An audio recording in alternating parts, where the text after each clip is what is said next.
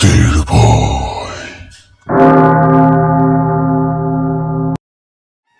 তোমরা শুনছো রাতের ভয়ে 9 নম্বর এপিসোড।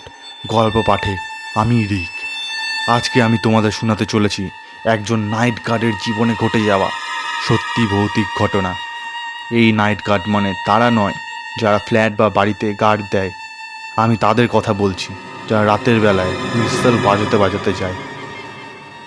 আজকে ঘটনাটি খুব ভয়ের হতে চলেছে, তাই কানে হেডফোন দিয়ে তৈরি হয়ে যাও ভয় পেতে। তোমরা যদি রাতের ভয় চ্যানেলে নতুন থাকো তাহলে সাবস্ক্রাইব করে দিও। প্রত্যেক বুধবার ঠিক রাত 10:30টায় ভয় পেতে। আর শেষে বলবো আমাকে কিভাবে তোমরা ঘটনা পাঠাবে। বেশি কথা না বলে গল্পটি শুরু করলাম। আমাকে যেভাবে লিখে পাঠিয়েছে সেভাবেই শোনাচ্ছি। আমার নাম প্রকাশ। আমি পেশায় একজন নাইট গার্ড। আমি সপ্তাহে 6 দিনই হুইসেল বাজাতে বাজাতে গার্ড দিতাম, আর এখনও দিই। আমার সাথে এই ঘটনাটি ঘটে কোভিড-19 পরপরই। আমি মালদা জেলার একটা গ্রামের দিকে গার্ড দিতাম। গ্রামটার নাম আমি গোপন রাখলাম ব্যক্তিগত কারণে।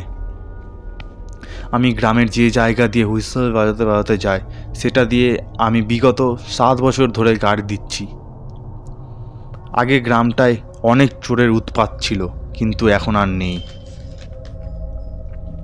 এরকমই 2022 সালের নভেম্বর মাসের ঘটনা। তখন সবে মাত্র শীত পড়েছিল। আমি খাবার খেয়ে 10:30টার দিকে বেরিয়ে যাই গার্ড দিতে।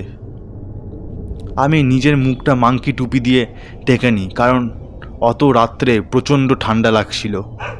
সেখানকার কুকুরগুলি আমাকে বিরক্ত করতো না, কারণ 7 বছর ধরে তারা আমাকে দেখছে। রাস্তা দিয়ে যেতে যেতে চোখে পড়ে আমার একটা বাড়ি, যেটা আমার অচেনা ছিল না। কিন্তু আশ্চর্যের বিষয়টি হলো যে সেই বাড়িতে একটা জানলা খোলা, আর জানলা দিয়ে পিটপিট করে আলো আসছে। কিন্তু এটা কি করে সম্ভব? কারণ বাড়িটার কেউই তো বেঁচে নেই, কোভিড-19 মারা গিয়েছে। তাছাড়া বাড়িটার অবস্থা তো খুবই খারাপ, নোংরা যা তা হয়ে আছে। আমি বাড়িটার মেন গেটের দিকে দেখার চেষ্টা করলাম চাঁদের আলোয়, যা বুঝতে পারলাম বাড়িটায় এখনও একইভাবে তালা ঝুলছে। আমি তখন ভাবলাম যে হয়তো চোর ডাকাত ছাদ টপকে এখানে আস্তানা বানিয়েছে। যাই উকি মেরে একবার দেখি, তাদের সবটার সাহায্য করব আমি। আস্তে আস্তে আমি জানলার দিকে এগোই, আর তখন আমার কানে আসে ঘরের মধ্যে থাকা বিছানার উপর থেকে কেউ হাসছে। একটা ছিল মহিলার হাসার আওয়াজ, আরেকটা ছিল পুরুষের। আমি জানলা দিয়ে উকি মেরে যা দেখি সেটা দেখার জন্য আমি মোটেও প্রস্তুত ছিলাম না। সত্যি বলতে, ভবানী দাদা আর তার স্ত্রী গল্প করতে করতে হাসছে। কিন্তু এ কি করে সম্ভব? কারণ তারা তো কোভিড-19 মারা গিয়েছে। আমার সেই দৃশ্য দেখে হাত পা প্রচণ্ডভাবে ঠান্ডা হয়ে যায়। আমার মাথা কাজ করে না। আমি জানলা দিয়ে সমানতালে তাকিয়ে আছি। আমি তখন ফিল করতে পারি যে আমার পিছনে কেউ এসে দাঁড়ালো, আর আমার কানে বলছে, ওর এখানে আসা উচিত হয়নি। আমার এটুকুও তখন ক্ষমতা ছিল না যে পিছনে ঘুরে দেখব। তখন আমি সেন্সলেস হয়ে যাই। তারপর চোখ খুলে পাড়ার লোকের আওয়াজে। তারা সবাই আমাকে চিনে, তাই আমার বাড়ি দিয়ে আসে আমাকে।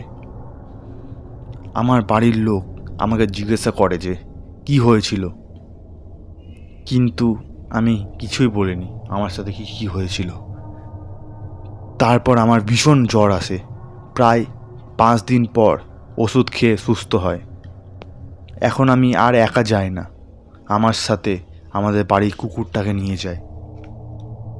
এখনও মাঝে মধ্যে বাড়ির জানলা খুলে যায় আর হাসির শব্দ আসে কিন্তু আমি সেদিকে আর যাই না, আর কাউকে কিছু বলিও না এই ব্যাপারে।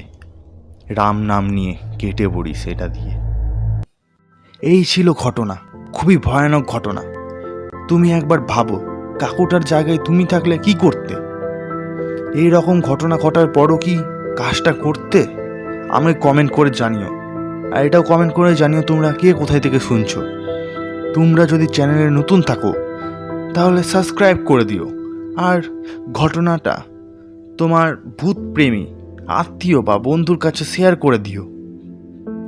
তোমাদের জীবনে বা তোমাদের চেনা জানা কারোর জীবনে ভৌতিক বা অলৌকিক ঘটনা ঘটে থাকলে আমাকে মেল করো বা ইনস্টাগ্রামে মেসেজ করে পাঠাতে পারো, ডেসক্রিপশানে দেওয়া লিঙ্কে ক্লিক করে।